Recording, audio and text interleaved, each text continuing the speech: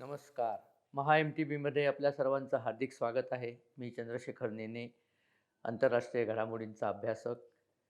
माझ्याबरोबर अविनाश सूर्यवंशी व्हिडिओग्राफर आहेत. आज पुन्हा आपला विषय हमास-इस्रायल युद्ध हाच आहे. एक जरा चांगली बातमीसुद्धा त्याच्यामध्ये आहे. थोडंसं वाईट बातमी पण आहे. युद्ध म्हटलं की चांगल्या वाईट गोष्टी व्हायच्याच. युद्धाची व्याप्ती वाढते आहे की काय, अशी शंका येण्यासारखी घटना परवा घडली. एक मोठं जहाज, मोठं म्हणजे किती 50,000 टनी मोठं जहाज. जहाजाचं नाव आहे गॅलेक्सी लीडर. हे जहाज अ, तुर्कस्तानमधनं भारताकडे यायला निघालं होतं. या जहाजाचं स्पेशालिटी अशी आहे, की हे मोटारींचे ट्रान्सपोर्टचं जहाज आहे. म्हणजे काय होतं, की मोटारींच्या कारखान्यामध्ये मोटारी तयार होतात आणि मग त्या ज्या देशात विकायच्या आहेत, त्या देशात ते घेऊन जातात. तर या जहाजामध्ये 6,000 मोटारी एका वेळेला आणता येतात. अशा प्रकारचं हे प्रचंड मोठं जहाज आहे. रे शिपिंग कॉर्पोरेशन नावाची एक अमेरिकन कंपनी आहे. त्या कंपनीच्या मालकीचं हे जहाज आहे. त्या कंपनीचा मालक यहुदी आहे, म्हणजे ज्यू आहे. आता केवळ हे ज्यू माणसाचं मालकीचं जहाज आहे, म्हणून हे लुटायचा घाट इराणने घातला आणि इराण स्वतः याच्यात कुठेही आलेलं नाही. आपण बघितलं असेल, या सगळ्या लढाईत इराण मी काही केलं नाही, मी काही केलं नाही असं सांगत राहतो. परंतु इराणनी ज्या हुती बंडखोर म्हणजे हुती नावाची एक टोळी येमेनमध्ये कार्यरत आहे आणि येमेनचा 1/3 भाग त्या टोळीनी व्यापलेला आहे. म्हणजे त्या टोळीच्या आधिपत्याखाली आहे, मोठा येमेनचा भाग. तर त्या हुती बंडखोरांच्या टोळीनी या जहाजावरती हेलिकॉप्टरने हल्ला केला. हेलिकॉप्टरने हल्ला केला म्हणजे त्यांचे जे अ, गुंड होते, मी त्यांना गुंडच म्हणतो कारण ती काही ऑफिशियल कुठलंही सरकार ते नाही आहे. दहशतवादी, ते दहशतवादी हेलिकॉप्टरने त्या जहाजावरती गेले. जहाजावर 25 कर्मचारी होते. कारण या प्रकारच्या जहाजावरती माणसं फार नसतातच. हे कार्गो शिप आहे. कार्गो शिपवर माणसं नसतात फार. आणि त्यांनी ते जहाज ताब्यात घेतलं. आता गंमत बघा हां, हे जहाज मालकीचं जरी यहुदीचं असलं, तरी ते लीज कंपनी एका जपानी मोठ्या कंपनीला लीजवर दिलेलं आहे. त्या कंपनीचं नाव एन-वाय-के लाईन्स असं आहे. त्या एन-वाय-केचा फुल फॉर्म आहे निप्पॉन युकेन काबुशिकी काईशा. काईशा म्हणजे कंपनी, निप्पॉन म्हणजे जपान. तर जपानच्या एका कंपनीने ते लीजवरती घेतलेलं आहे आणि त्याच्यावरती जे कर्मचारी आहेत, त्या कर्मचाऱ्यांमध्ये सुद्धा एक पण यहुदी किंवा ज्यू नाही आहे. त्याच्यामध्ये युक्रेनचे कर्मचारी आहेत, बल्गारियाचे आहेत, फिलिपाईन्सचे आहेत, अशा वेगळ्या-वेगळ्या देशांचे, मलेशियाचे काही आहेत. अशा वेगळ्या-वेगळ्या देशांचे कर्मचारी आहेत. असे 50 जण आहेत. हे जहाज ताब्यात घेतलं. ताब्यात घेताना जे हेलिकॉप्टरवरून आले, त्या हेलिकॉप्टरवर मोठा झेंडा लावलेला होता. तो झेंडा येमेनचा होता. त्याचबरोबर एक छोटासा पॅलेस्टिनी झेंडा पण होता, असं सांगितलं गेलं. आणि त्या सगळ्याचं चित्रण केलं कोणी या हुती बंडखोरांनी. म्हणजे त्यांचं धाडस किती वाढलंय बघा. बरं याच्या आधी हुती बंडखोरांनी कधीही हेलिकॉप्टरचा वापर केला नव्हता. हेलिकॉप्टरचा वापर त्यांना करता येतच नाही. याचा अर्थ इराणची माणसं बहुतेक हे सगळं करायला त्यांच्याबरोबर होती आणि त्यांनी हे जहाज ताब्यात घेतलं आणि ताब्यात घेऊन ते जहाज घेऊन येमेनच्या एका बंदराला लाल समुद्रामध्ये हा प्रकार झाला. लाल समुद्रामध्ये तुर्कस्तानाकडनं येणारं म्हणजे उत्तरेकडनं दक्षिणेकडे येणारं हे जहाज त्यांनी पकडलं आणि आपल्या एका येमेनच्या बंदरात सध्या नेऊन ठेवलंय. आता पुढे काय करायचं त्याच्यावरती म्हणजे बरं ते पकडलं त्याच्या थोडा वेळ आधी इराणियन रिपब्लिकन गार्ड्स यांचं एक बोट होती नौदलाची बोट, ती तिथे पाहण्यात आली होती. म्हणजे बहुतेक त्या बोटीनी या जहाजाचा पाठलाग केला आणि योग्य वेळ येताच त्यांनी या हुती बंडखोरांना सांगितलं, की तुम्ही जहाज ताब्यात घ्या. आता या घटनेचे परिणाम काय झाले बघा. घटनेचे परिणाम असा आहे, की लाल समुद्रामधनं आणि पर्शियन अखातातनं तेलाची वाहतूक होते आणि लाल समुद्रातनं युरोपकडे जाणारी सगळी वाहतूक लाल समुद्र आणि पुढे सुएझ कालवा या मार्गे होते. तिथे जर या हुती चाच्यांनी आपलं स्थान मांडलं, तर ते सगळ्या देशांना वेठीला धरू शकतात. आता इथे बघा या जहाजाच्या सगळ्या कार्यक्रमात भारताचा संबंध काही नव्हता. पण सामान भारतात यायचं होतं आणि ते पकडलं गेलंय. आज म्हणजे याचा अर्थ भारतात येणाऱ्या गोष्टींच्या किमती वाढण्यामध्ये याचा परिणाम होईल. बरं याची किंमत वाढते म्हणजे कोणीतरी परवा मला सांगितलं, की असं जरी झालं तरी इन्शुरन्सचं याचं पेमेंट मिळतं. बरोबर आहे. पण ज्या क्षणी इन्शुरन्स पेमेंट देतं, त्या क्षणी पुढच्या सगळ्या शिपिंगकरता इन्शुरन्सचे रेट वाढतात. म्हणजे थोडक्यात काय, भारतात येणाऱ्या वस्तूंचे भाव आता वाढतील. कारण हा उद्योग त्यांनी तिथे केलेला आहे. बरं त्यांना तसं अडवणं कुठल्याही राष्ट्राला शक्य नसतं. हे चाचे केव्हा हल्ला करतात वगैरे काही कुणाला कळत नाही. याला एकच उपाय असतो नॉर्मली. मागे एकदा भारतीय नौदलाने सोमालियन चाच्याचे संबंध बोटच्या बोटच पेटवून दिली होती. आपली आय-एन-एस टाबर नावाची युद्धनौका जेव्हा तिथे गेली होती, त्या चाच्यांनी चुकून आपल्या युद्धनौकेवरतीच हल्ला केला आणि त्याबरोबर त्यांचं संपूर्ण त्यांचा बेस जाळून टाकला आणि ते ज्या जहाजातनं आले होते ते जहाजसुद्धा जाळून टाकलं होतं. तर अशी कारवाई करायलाच लागते. परंतु ती कारवाई केली की ती नंतर होते, त्याच्या आधी या प्रकारची लूट होऊ शकते.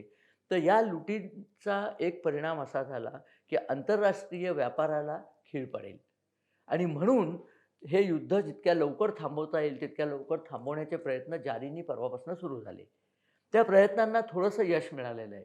ते प्रयत्न करण्यामागे एक कारण हेही होतं, की कालच मी माझ्या व्हिडिओमध्ये सांगितलं होतं, की चीननी याच्यात पुढाकार घेऊन सगळे अरब देशांचे काही निवडक अरब देशांचे परराष्ट्रमंत्री चीनला गेलेत. चीनला विनवणी करायला, की हे युद्ध थांबवा. चीननी जर हे युद्ध थांबवलं, तर हा अमेरिकेला जिव्हारी झोडलेला गाव होईल. कारण अमेरिकेचं प्रेस्टीज जे पश्चिम आशियात आहे, त्या प्रेस्टीजलाच हा धक्का पोहोचतो. म्हणून सुद्धा तातडीने कतार आणि अमेरिका यांनी तातडीने बसून बैठक घेतली, की या युद्धबंदी केली पाहिजे. बरं, हमासची आता अवस्था फार गंभीर झालेली आहे, कारण तिथे हमासला जेवायला खायला मिळत नाही आहे. वेढा इस्रायलने कडक केलेला आहे आणि बॉम्बिंग तर चालूच आहे. तेव्हा आता थोड्या पूर्वी ही युद्धबंदी अस्तित्वात आलेली आहे. 4 दिवसाकरता युद्धबंदी करायचं ठरलेलं आहे आणि त्याच्यामध्ये पद्धत अशी करणार आहेत ते, की तिकडचे लोकं जवळ-जवळ 50 होस्टेस त्यांच्याकडे जे आहेत, रिलीज झालेले इस्रायली नागरिक आहेत किंवा इस्रायली नागरिकांकडे 2 पासपोर्ट असतात पुष्कळदा. एक अमेरिकेचा पासपोर्ट असतो, इस्रायलचा पासपोर्ट असतो किंवा इतर देशांचे. तर असे ड्युअल पासपोर्ट असलेल्या नागरिकांपैकी 50 नागरिकांना ते सोडणार आहेत. आणि त्याच्या बदल्यात इस्रायलने त्यांच्या ताब्यात असलेले जे पॅलेस्टिनी हमासचे गुंड आहेत, त्यातले 150 गुंड सोडायचं मान्य केलं आहे आणि त्या गुंडांमध्ये सुद्धा तरुण आणि स्त्रिया त्यांना सोडण्याचं आहे. तसंच तिकडच्या बाजूनी तरुण आणि स्त्रिया सोडण्याचं मान्य झालं आहे. आणि हे होत असताना युद्धबंदी होणार आहे. म्हणजे इस्रायल हल्ले करणार नाही. हमासने हल्ले करू नये अशी साधारण अपेक्षा आहे. आणि हे हमासच्या गळी उतरवण्याचं काम त्यांचे जे संरक्षक आहेत इराण आणि कतार त्यांनी केलं असं म्हणण्यात येतं. सौदी अरेबियाचे सुलतान MBS त्यांनीसुद्धा या प्रकारची जर युद्धबंदी झाली तर चांगलंच होईल, अशा प्रकारचं मत जाहीर केलं आहे. हे होत असतानाच ब्रिक्स देशांची एक परिषद तातडीने दक्षिण आफ्रिकेने बोलावली आणि दक्षिण आफ्रिकेने बोलावलेल्या परिषदेमध्ये सगळ्या लोकांनी दक्षिण आफ्रिकेसकट सगळ्यांनी इस्रायलवर तोंडसुख घेतलं, की इस्रायलने युद्धखोरी केलेली आहे. परंतु बद्दल एक शब्द उच्चारला नाही.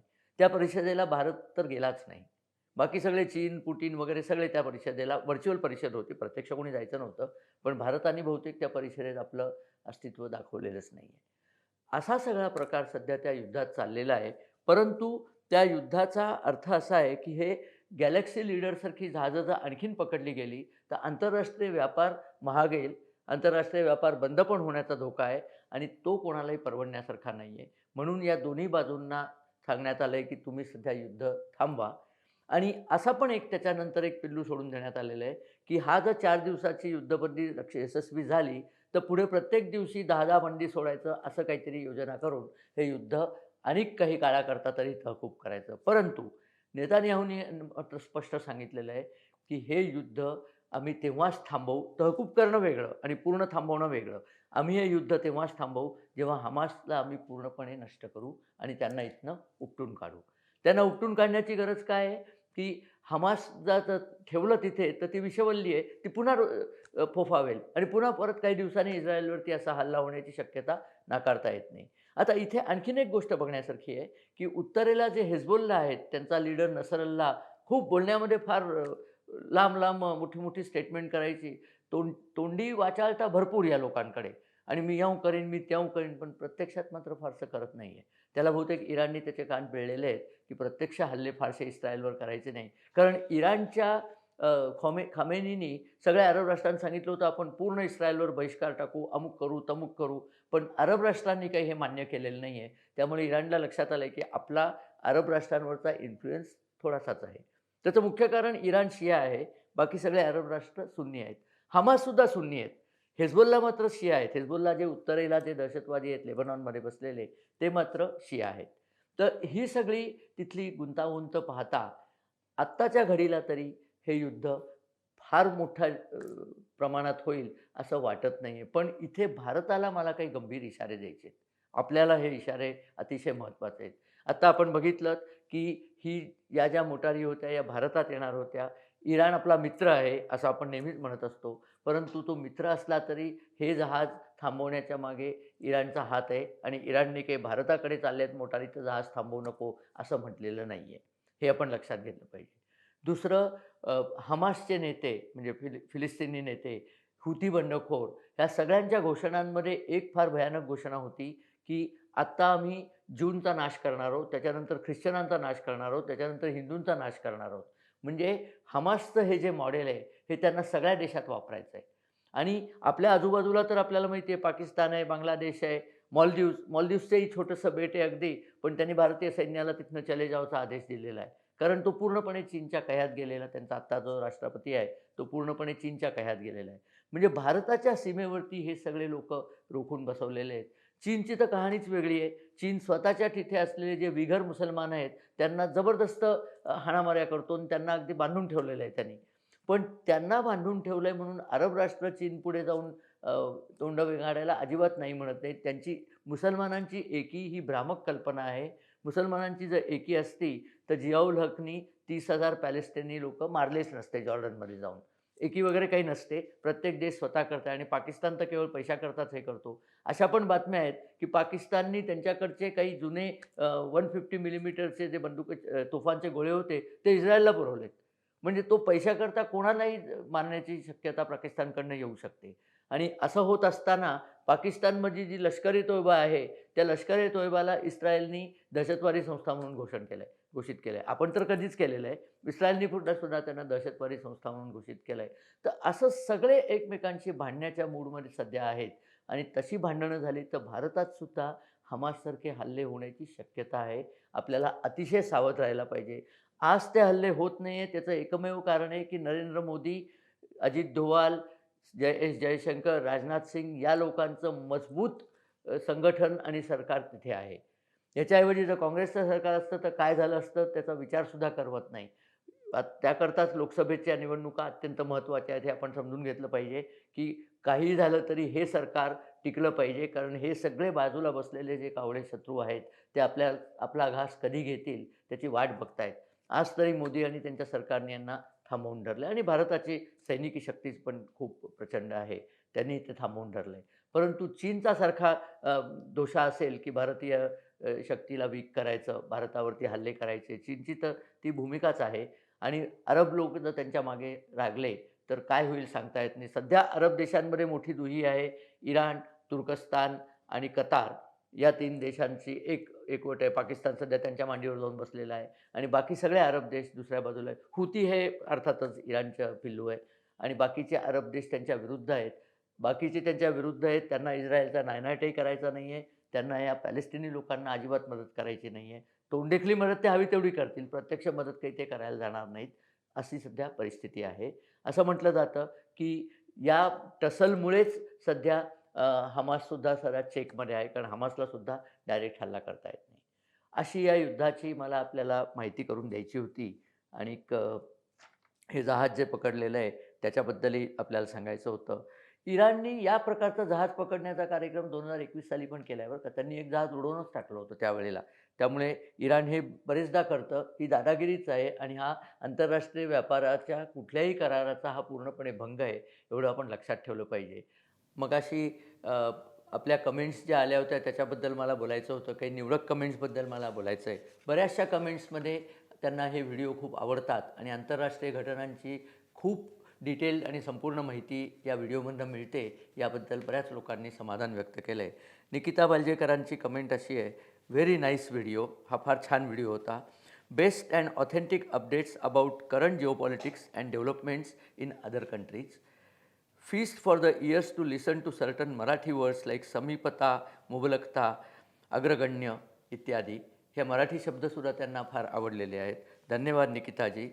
आणि makes us wait eagerly for the next video. त्यांना आमच्या नवीन नवीन व्हिडिओ आपल्या यावे अशी उत्सुकता आणि अपेक्षा असते. आपल्या या अतिशय चांगल्या अभिप्रायाबद्दल निकिताजी अनेक धन्यवाद. संजय अगरवाल म्हणतात, कृपया इस्रायल हमास युद्धाच्या लेटेस्ट अपडेट देत चला. धन्यवाद. आत्ता तेच आपण केलेलं आहे, तेव्हा संजयजी हे आपल्याला आवडलं असेल. एन जोशींनी एक फार इंटरेस्टिंग मुद्दा मांडला आहे, की पाकिस्तानी लोकांनी वर्ल्ड कपमध्ये भारत जिंकेल या विषयावर मोठ्या प्रमाणावर सट्टा लावला होता व त्यांचे मोठ्या प्रमाणावर नुकसान झाले. ही गोष्ट खरी आहे का? माझ्या मते ही गोष्ट खरी आहे. नुसतं पाकिस्तान का, सगळ्या जगभर असं म्हटलं जातं, की काहीतरी 800 अब्ज रुपयांचं मार्केट सट्टा मार्केट होतं आणि त्यातल्या बऱ्याच लोकांचा याच्यात नुकसान झालं. कारण जे रेट्स चालले होते मी पाहिले होते याच्यामध्ये टी व्हीवर सांगत होते, ते ऑस्ट्रेलिया जिंकेल याच्याकरता खूप कमी रेट होते, इंडिया जिंकेल याच्याकरता जास्ती होते आणि इंडिया हरल्यामुळे खूप लोकांचं याच्यात नुकसान झालेलं आहे. आणखीन तसंच एन जोशी म्हणतात, तसंच पाकव्याप्त काश्मीर आपण ताब्यात घेणार अशा बातम्या मध्यंतरी आल्या होत्या. त्याचे काय झाले? पाकव्याप्त काश्मीर आपण ताब्यात घेणारच आहोत, परंतु युद्ध करायकरता पोषक परिस्थिती व्हावी लागते आणि त्या भागात डोंगरी युद्ध करायचं असलं, की असं साधारण म्हटलं जातं, की शत्रूच्या एका सैनिकाच्या बरोबरीने आपले 9 सैनिक असणं आवश्यक आहे. त्यामुळे ही अत्यंत काळजीपूर्वक करण्याची घोषणा असते. नक्की आपण हे करणार आहोत. फक्त कधी करणार आहोत त्याच्याकरता आपलं सैन्यप्रमुख, आपले स्ट्रॅटेजिस्ट, डिफेन्स मिनिस्टर, पंतप्रधान नरेंद्र मोदी, अजित डोवाल या सगळ्यांनी बसून त्याची योजना केलेली असेल. नेमकं कधी होईल ते आपल्याला कळेल, कारण नरेंद्र मोदींच्या एकूण निर्णय घेण्याच्या पद्धतीची आत्तापर्यंत आपल्याला कल्पना आली असेल. त्यांचे सगळे निर्णय एक सरप्राईज असे येतात. आधीपासून त्याची ते फारशी भाषणबाजी करत नाहीत. तेव्हा लवकरच असं होईल असं आपण समजूया. पिंक मून नावाचे एक प्रेक्षक आहेत, म्हणजे त्यांचं नाव त्याच्यात तसं दिलं आहे. त्यांनी विचारलं, will you kindly do a video on the present situation in Myanmar? हो, तो आम्हाला करायचाच आहे आणि म्यानमारच्या सिच्युएशनचा चीन आणि भारतावर काय परिणाम होईल हे त्यांना जाणून घ्यायचं आहे. आम्ही लवकरच म्यानमारवरती म्हणजे ब्रह्मदेशावरती व्हिडिओ करणार आहोत. मुकुंद जाईल यांनी लिहिलं आहे, की why America is trying to patch up with China no? America चीनशी इतकी मैत्री करायला का जाते आहे आणि ह्या मैत्री करण्यामागे भारताला ही चांगली बातमी आहे का? भारताला ही क्वचितच चांगली बातमी नाही आहे. अमेरिका त्यांच्याशी मैत्री करायला जाते, त्याची 2 कारणं आहेत. एक म्हणजे बायडन यांना पुन्हा निवडून यायचं आहे आणि अमेरिकन बिझनेस कम्युनिटीचा बायडनवरती प्रेशर आहे, की चीनशी जुळवून घेतलं तर चीनी मार्केट आपल्या हातातलं जाणार नाही, अशी त्यांना एक भाबडी आशा आहे. परंतु आपण बघितलं असेल, की ज्या क्षणी अमेरिकेमध्ये बायडन शी जिनपिंगचं स्वागत करत होते, त्याच क्षणी 2 गोष्टी घडलेल्या आहेत. एक तर शी जिनपिंगनी सगळ्या अरब परराष्ट्र मंत्र्यांना गुप्तपणे बीजिंगला बोलवलेलं आहे आणि ते आता गेलेले आहेत तिथे. आणि दुसरं याच्यामध्ये सॅन फ्रान्सिस्कोमध्ये एक चिनी लॅबोरेटरी पाहण्यात आलेली आहे, पकडली अमेरिकेच्या FBI ती पकडलेली आहे आणि त्या लॅबोरेटरीमध्ये विनापरवाना लाखोच्या संख्यांनी उंदीर होते आणि त्या उंदरांना सगळ्यांना विषारी व्हायरसेस टोचलेले होते, डीप फ्रीजमध्ये ठेवले होते. म्हणजे काही दिवसांनी ते उंदीर शहरामध्ये टाकून द्यायचे आणि व्हायरस पसरवायचे. असा तर चीनचा डाव नव्हता ना, हे आपल्याला एक बघायचं आहे. त्यामुळे अमेरिका जरी चीनशी मैत्री करायला जात असली तरी अमेरिकेने तैवानवरचं प्रेशरही काढलेलं नाही आणि त्यांनी आपली सैनिकी शक्ती अधिकाधिक वाढवत नेत असतील अशी आपण कल्पना करूया. व्ही जोशींनी छत्रपती संभाजीनगरहून बोलतात, की आपण 4 लाख कोटी म्हणजे 4 ट्रिलियनच्या अर्थव्यवस्थेबद्दल बोललात. याबद्दल बरेच जाणकार संशय व्यक्त करतात. काय होतं, की या बातम्या जेव्हा नेटवर्कवरती येतात तेव्हा त्याच्यामागचं डेटा कोणीच सांगत नाही. त्यामुळे संशय व्यक्त करणाऱ्यांकडेही डेटा नाही आहे आणि बातम्या देणाऱ्यांनीही डेटा रिव्हील केलेला नाही आहे. पण जबाबदार संस्थेकडनं जर अशी बातमी आली तर त्याच्यामागे डेटा असेल. माझ्याकडे काही तो सगळा डेटा तपासण्याची यंत्रणा नाही आहे. मला सांगायचं हे होतं, की भारतीय लोकांचं प्रायोरिटी अजून बरोबर झालेली नाही आहे. आपण सगळे वर्ल्ड कपच्या बातम्यांमध्ये गुंग होतो बघा आणि ही महत्त्वाची बातमी आपण कोणी वाचलीच नाही. तुम्हाला आठवत असेल त्या दिवशी ही बातमी पण आली होती आणि वर्ल्ड कपमध्ये आपला पराभव झाला ती पण बातमी आली होती. सगळे लोकं वर्ल्ड कपवरती कमेंट्स देत होते. या अत्यंत महत्त्वाच्या बातमीकडे कोणाचं लक्षसुद्धा गेलं नव्हतं. भारत देशाच्या नागरिकांनी आपली प्रायोरिटी बदलायला पाहिजे. अरे क्रिकेट कधी खेळाल तुम्ही? तुमचा देश सक्षम असला तर क्रिकेट खेळाल. तो कोहली आणि शर्मा हे सगळे लोक क्रिकेट खेळतील आणि आपलं मनोरंजन करतील कधी? जेव्हा भारत सुरक्षित असेल तेव्हा. आणि भारत कधी सुरक्षित असेल? भारताची अर्थव्यवस्था सुदृढ पाहिजे, भारताची लष्करी व्यवस्था सुदृढ पाहिजे. हे सगळं असेल तरच भारत सुदृढ होईल. तर ते जास्ती महत्त्वाचं आहे. क्रिकेट तर होत राहतात साईडला मॅचेस, हे आपण लक्षात ठेवलं पाहिजे. एक अगदी माहिती मला मिळाली म्हणून आपल्याला सांगतो, की गाझामध्ये सर्वात मोठं हॉस्पिटल जे आहे अल शिफा नावाचं हॉस्पिटल आहे, ज्या हॉस्पिटलच्या खाली हमासचे सगळे दहशतवादी तळ इस्रायली सैन्याने उघडकीला आणलेले आहेत. त्या अल शिफाचा मराठीमध्ये जर अर्थ काढला तर त्याचा अर्थ शुश्रूषा असं होतो. आपल्या इथे दादरला सुश्रुषा हॉस्पिटल एक अतिशय चांगलं हॉस्पिटल आहे. त्याच नावाचं हॉस्पिटल गाझामध्ये आहे, पण ते चांगलं नाही आहे. त्याच्याखाली दहशतवादी राहतात. ही बातमी आपल्यापर्यंत पोहोचवायची होती म्हणून सांगितलं. आपल्याला जर हा व्हिडिओ आवडला तर आपण या व्हिडिओला लाईक्स पाठवा, आपल्या कमेंट्स पाठवा, कारण चांगल्या चांगल्या कमेंट्स आल्या की आम्हालाही हुरूप येतो आणि आमच्या चॅनलला सबस्क्राईब करा आणि आपण व्हिडिओ बघितला त्याबद्दल धन्यवाद आणि नमस्कार.